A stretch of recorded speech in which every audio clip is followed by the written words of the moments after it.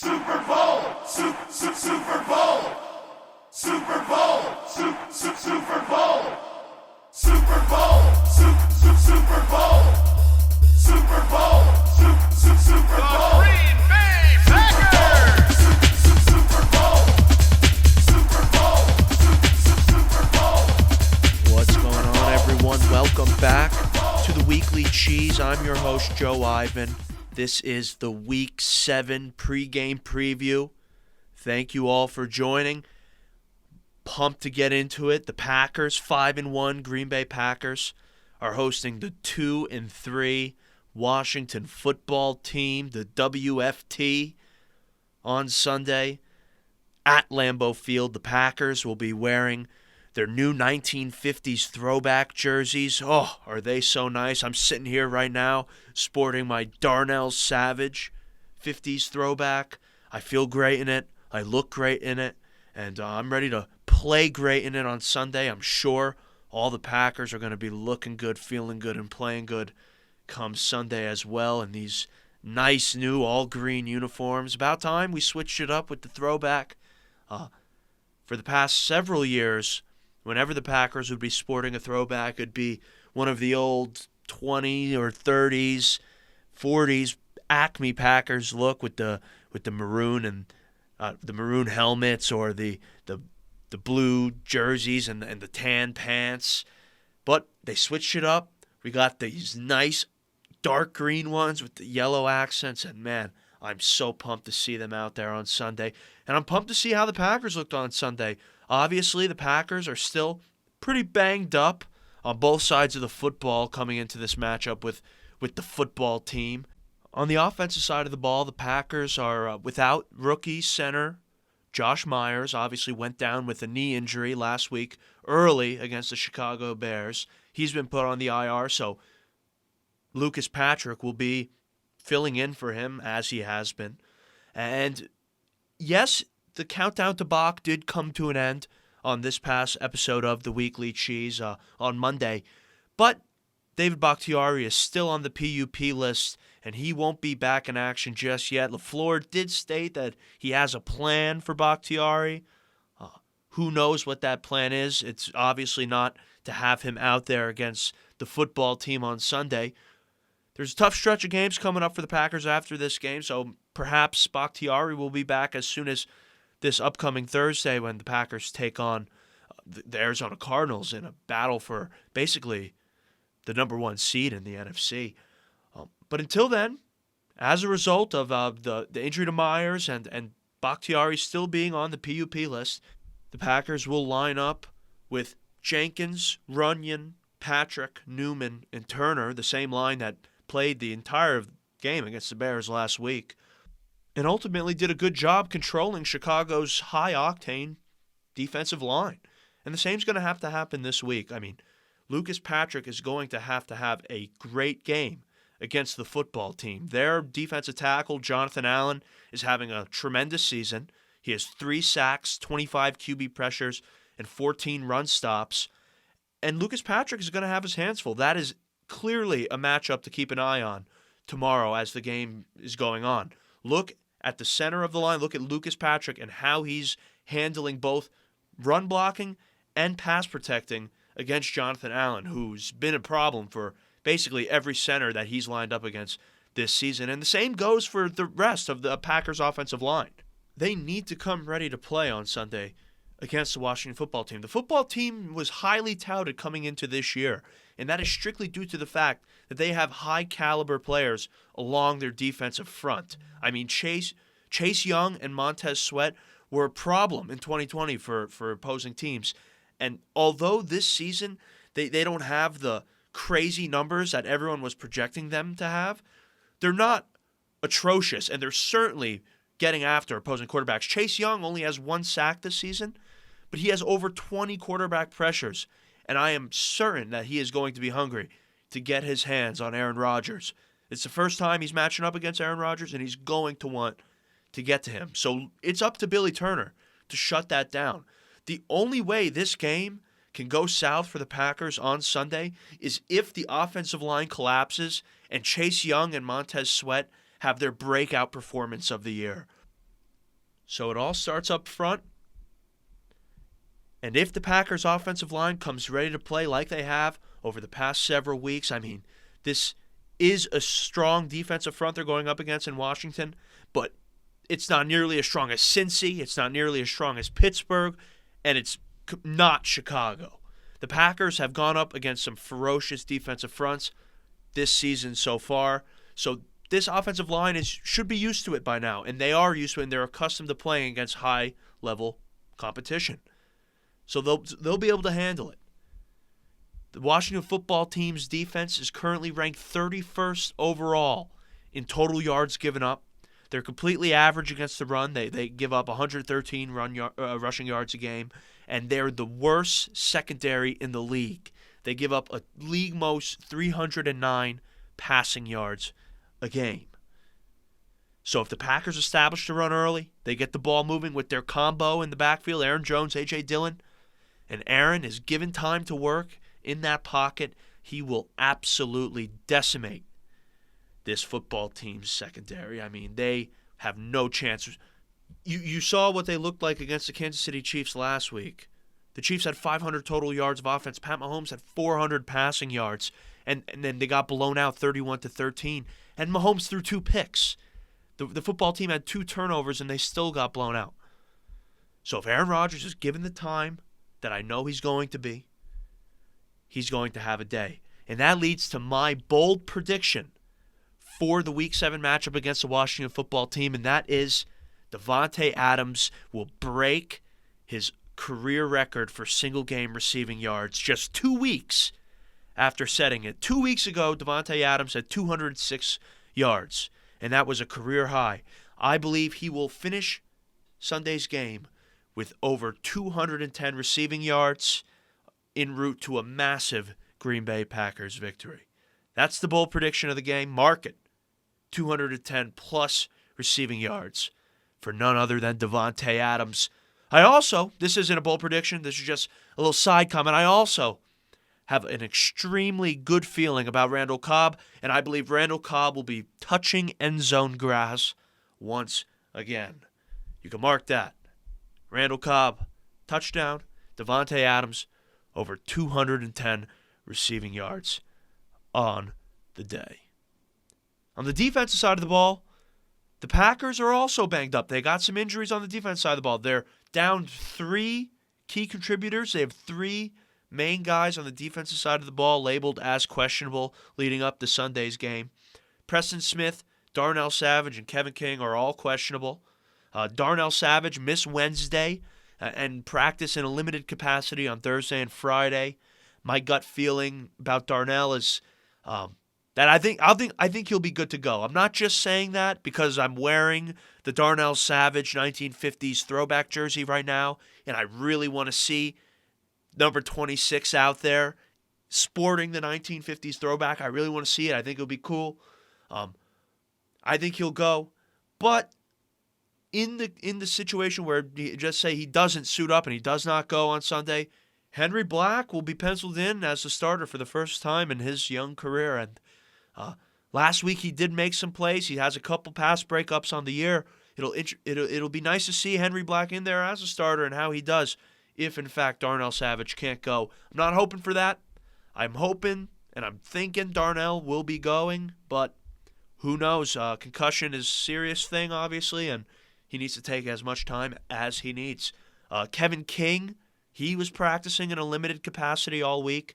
Obviously, against the Cincinnati Bengals, he was back, and he was having a pretty decent game, and then he got stomped on, he got trampled, and he missed last week's game against the Bears. But having Kevin King back would be a nice boost for the defense, especially considering how well he did play against Cincinnati before he got trampled on.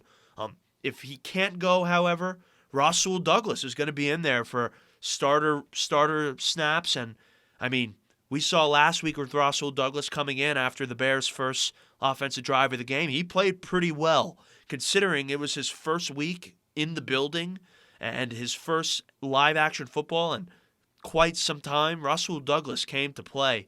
And with another week with the team, who knows how he looks? Perhaps Rasul Douglas gets back to that 2017 form.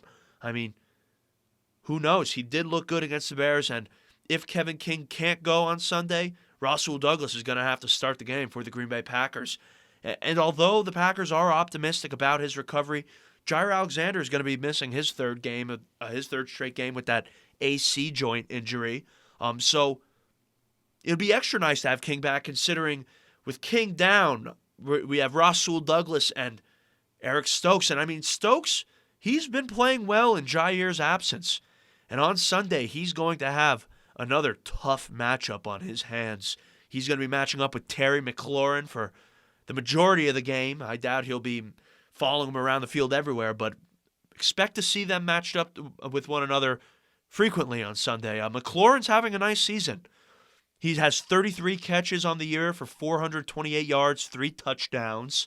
And it'll be another really tough matchup for the rookie, Eric Stokes. Stokes, again, has done a nice job so far in Jair's absence. He did lose his matchup to Jamar Chase in that Cincinnati game while guarding Jamar Chase. Chase had 4 receptions for 82 yards. But Stokes has been promising, and McLaurin's a tough receiver, and I'm excited to see how he fares in this matchup against scary Terry McLaurin, who is a stud of a receiver, who's just unfortunately on a team with some quarterback issues and some offensive woes. But he's a stud, and it's a good test for Eric Stokes, and I'm pumped to see how he does. That's definitely a matchup to keep an eye on. And Preston Smith, he missed 2 days of practice this week. He did practice on Friday in a limited capacity. Coach LaFleur didn't really say anything too detailed about his prognosis. He left the door wide open for Preston Smith to take the field on Sunday. Obviously, Preston Smith wants to play. He's had 102 consecutive starts. He's a guy that plays. He plays through injuries, and he doesn't like missing time. But unfortunately, there's a real possibility Preston Smith can't go. He hurt his oblique against the Bears. He missed a good amount of time in that game, and he missed a lot of practice this week. And if he can't go, Jonathan Garvin will be forced to step up and take the starter reps. This Packers defense has been very banged up this season, and they've relied on guys like John Garvin and Henry Black. And Sunday is going to be a big test for these guys if they are, in fact, given the starting roles on the day. But John Garvin's had a solid year, and he's done a good job filling in for Rashawn and Preston when they do need a break here and there. And this week, Coach Mike Smith had nothing but praise for Jonathan Garvin. And I just want to touch on this a little bit because I was listening to Coach Smith's press conference, and I got so amped up. I actually commented right there on the YouTube, Coach Smith is the effing man. Like, he is the man. He loves football so much, and you can just tell he is so good at his job. And he cares for the guys, but just what he was saying about guys like Rashawn Gary and John Garvin, I was getting so amped up. And I want to share what he said about John Garvin because I believe it's worth noting. He was talking about John Garvin and how much he trusts him out there and how that trust is very important, and how he believes in John Garvin. And when he was talking about this, he said, and I quote, "There ain't nothing pretty about him. He's big and tough. I call him old school." And when he said that, I just got so amped up. Like, that is so badass. Garvin is an old school type player. He isn't flashy. That's right on the head there, but he is tough.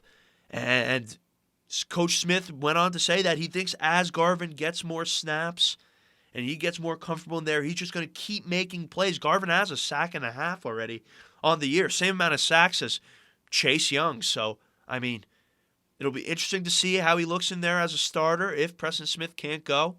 But Coach Smith says get ready for Garvin to play well and that he believes Garvin is going to have a long and prosperous career in the NFL. Nothing but high praise for John Garvin, and I hope to see him have a great game on Sunday. I'm rooting for Garvin all the way. But some more big news coming out of Green Bay in terms of their edge rushing unit. This week, the Packers go out and get some much-needed help in that room. Zadarius Smith has been out for basically the entire season. He played week 1, hasn't played since. And who knows if and when he is going to come back. To start the year, the Packers have their pass rush has been slowly boiling, I would say. The first couple weeks, it was pretty weak, and it's been building as time comes on. Kenny Clark has been dominating on the inside and generating a lot of pressure on the interior. And the edges have really been reliant on Rashawn Gary and Preston Smith, giving it their all every play and just going hard out there. And with Preston going down and the injury that Chauncey Rivers suffered in practice, the Packers have been thin in the edge rushing unit. And this week, they went out and got some help, and they signed pass rusher Whitney Merciless, the former first-round pick, 10-year NFL veteran, has played the last 10 years with the Texans, and he was released just this past week. And within 2 days of being released from the Texans, he signed with the Green Bay Packers. He is legitimately an all-time great Houston Texan. He's a former All-Pro. He has 57 career sacks, including 3 sacks this season alone. And he took less money than he was being offered elsewhere to come play with this Green Bay Packers team. He obviously saw the Packers needed help getting after quarterbacks, and he knew that he could help this team and propel them over the hump. And this is the type of acquisition that is going to be a huge boost for the Green Bay Packers. I could not have been more pumped when I saw they made this move.